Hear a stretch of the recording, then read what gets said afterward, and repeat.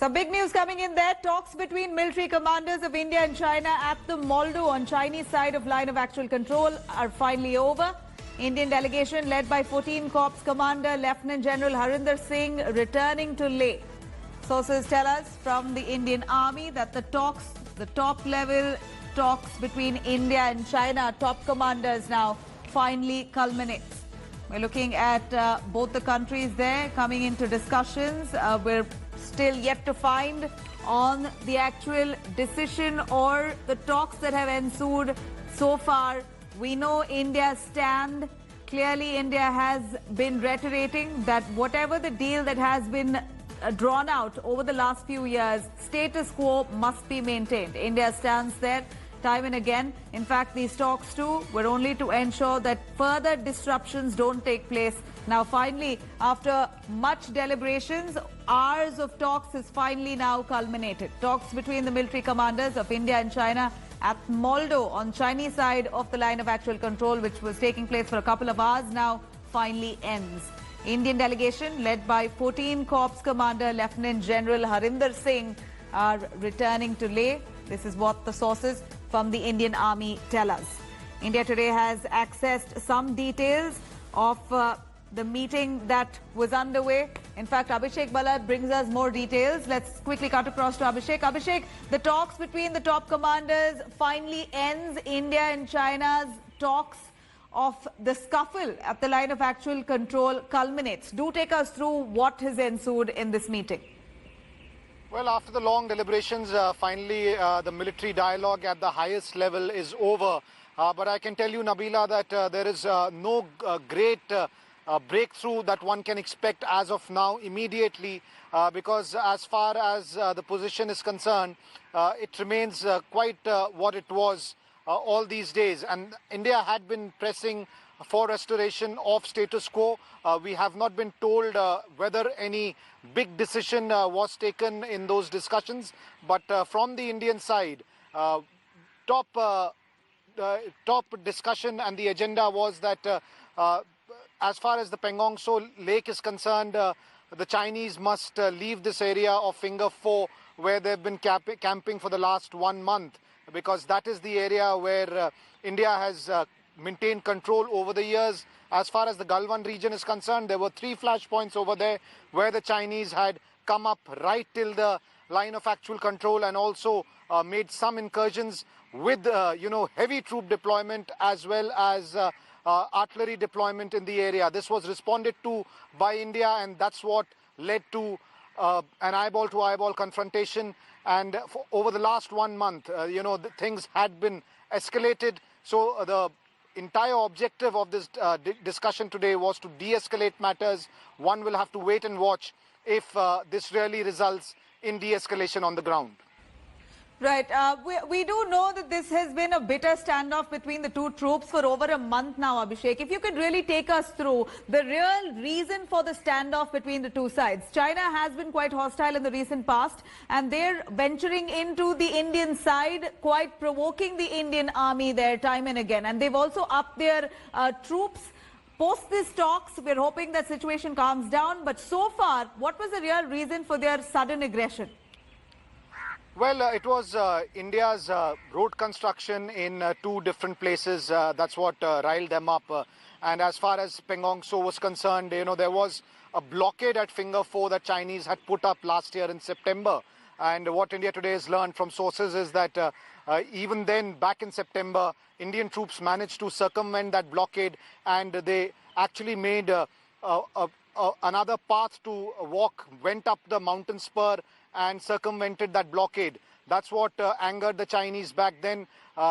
Things got a little tensed up, but with the winter coming in, there were no escalations. But after the winter, as the summer set in, once again that became a flashpoint. That's why Pangong Tso was extremely sensitive. As far as the Galwan region is concerned, over there, India had carried out some fresh road construction. The Chinese were not happy with that. And as far as these talks were concerned, once again, India put across this point that these road constructions are legitimate. They are on our side of the LAC. just like China has carried out infrastructure development on their side of the LAC, and India was trying to impress upon the fact that China should not object to these because these are legitimate rights of the Indian state.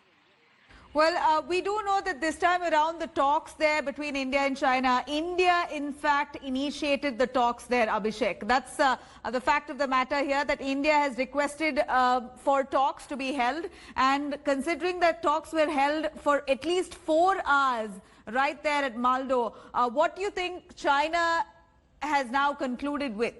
Any inside information with regards to China's stance? We know India wants status quo. They want China to adhere to whatever the deal that has been made over the years. Traditional differences has been in place over decades now. And now currently with China stepping up and being aggressive, India there maintaining its stance time and again that peace must prevail and status quo must be maintained. Has China by any means responded? Well, as far as the diplomacy is concerned, both countries are speaking the same language. But when it comes to the military matters on the ground, it's a completely different picture. So while both countries might be saying that they believe in a dialogue, they want things to be de-escalated, even the militaries are saying that.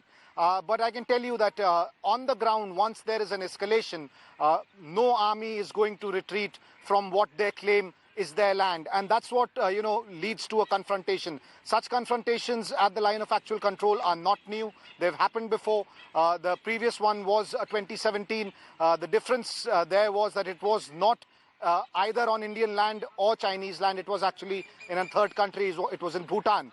But India's contention was that China was trying to change status quo. So whenever it comes to a situation where either of the parties feel that status quo is being altered with, that's when they, resist to moves made by the other party. And in this case, China was trying to change status quo in Pangong Tso by setting up camps at the Finger Four area, which has been in Indian control for years now.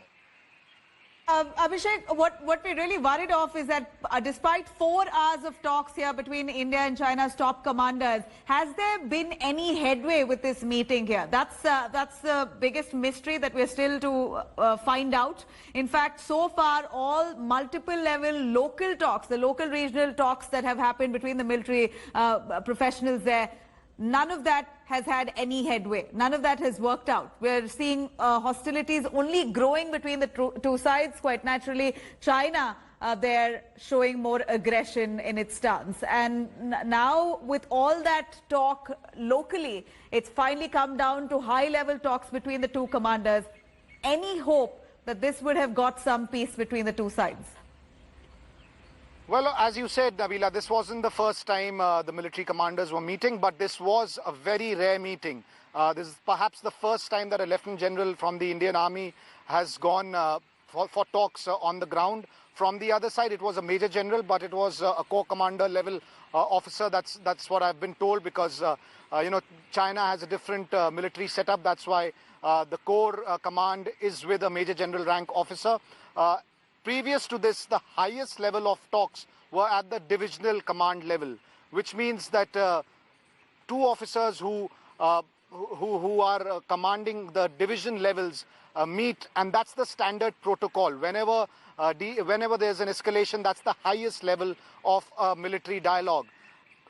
This is perhaps the first time when there was a military dialogue at officers who are senior than the divisional commander level. Other than this, there were various talks, various rounds between the brigade commander levels, at the battalion commander levels as well. But obviously, because there was an escalation, it wasn't a localized military escalation. Things were happening all across Ladakh at the line of actual control. That's what resulted at the highest level of talks to take place. One will have to wait and watch what the outcome was, because I believe the Ministry of External Affairs and the Foreign Affairs and the Foreign Office in China will be given a report about what transpired here, and that's when we can expect some kind of a formal statement from either the Indian military establishment or the Ministry of External Affairs. As of now, today, earlier, the Indian Army had come out with a statement saying that military as well as diplomatic level talks will continue as per the laid out procedures. So there was a hint in there, if one can read into that statement, that even after this dialogue, there is a possibility that there will be various levels of dialogue, either at the military level or at the diplomatic level, and perhaps even at the political level, like it happened in Doklam.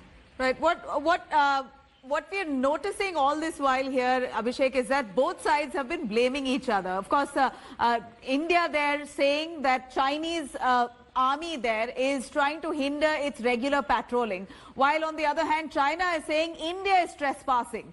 Here, clearly, we're looking at intentions of China not being true to basics, not being true to what has actually been penned down and demarcated. What, in your opinion, is China's intentions there, though? And considering they're already having that kind of equipment, machinery, artillery equipment there, very close at distance to the Indian Army? Well, Nabila, the line of actual control is obviously disputed. You know, there are different perceptions. We keep on hearing that. And that's what has led to this dispute for decades now. And the line of actual control is not delineated on a map, unlike the line of control with Pakistan. So that's what creates a lot of confusion on the ground, especially when troops face off while patrolling. Most of the times, you know, they follow the laid out procedures, the protocols, and things get sorted very quickly on the ground. But there are times, due to tactical reasons, things can get escalated, like it happened in Pangong Tso, and then the escalation happened in other parts of Ladakh as well, near the Galwan region. But what I've learned from top sources is that even before the escalation happened and the face-off happened on 5th of May, when troops from both the sides clashed, there was intelligence and first inputs came in about mid-April that the Chinese, so alarm bells started ringing in India sometime in mid-April, and you know, there were meetings taking place and a very watchful eye was being kept on the activities, the unusual activities that China was up to in that region. And subsequently, it wasn't just Ladakh. There was a face-off in Nakula in North Sikkim, which again had been until now a calm region. And also, you know, once this Lipu Lake controversy row with Nepal erupted, China upped its game there as well. So it's perhaps for the first time that all sectors of the line of actual control, which is the western sector in Ladakh, the eastern sector that forms part of Arunachal Pradesh and Sikkim, and the central sector which comprises Himachal Pradesh as well as Uttarakhand, has seen some rapid developments over the last 1 month and has seen action and troop deployment enhancing from both the sides.